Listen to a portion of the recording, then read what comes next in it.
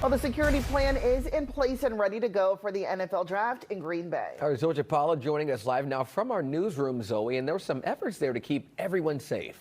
Yeah, public safety leaders have been planning this event for more than 1 year, so now it's really time to put those plans into action.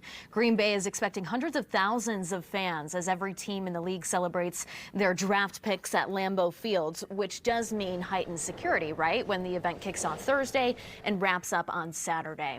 Law enforcement in Titletown say nearly every employee will staff the draft. That includes both the police department and the sheriff's office. Specialized resources like the Federal Bureau of Investigation will also be there. Agents tell Fox 6 that they will monitor threats and human trafficking. Now, safety comes into question for events of this size, right? But law enforcement expects this to be pretty family friendly without a lot of disorder. The biggest concern, though, is the weather, as the event is outside.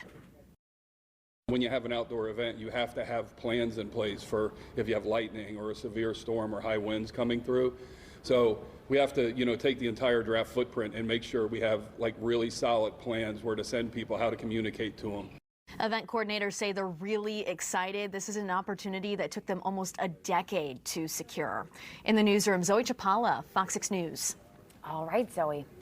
The Packers have their draft board set, and now all they can do is wait until the draft kicks off. But the question remains, what will they do with their first-round pick? Tim Van Voren does a deep dive from Lambeau Field. The Green Bay Packers stand 23rd in the first round of this year's NFL Draft, which will take place right here in Green Bay starting Thursday night. GM Brian Gutekunst could trade down to load up with more picks for later. He's also considering trading up. It's a 2-for-1, right? So he's got to be a pretty good player, and he's got to, I think he's certainly got to fit a vision that we have for him that could come in right away and be productive. At the same time, there's those players do become available, and we're certainly not, we wouldn't. It's not like we wouldn't do it, but I do think it's a 2-for-1, And when you're talking about premium picks, those, first, second, third, maybe even fourth round type picks.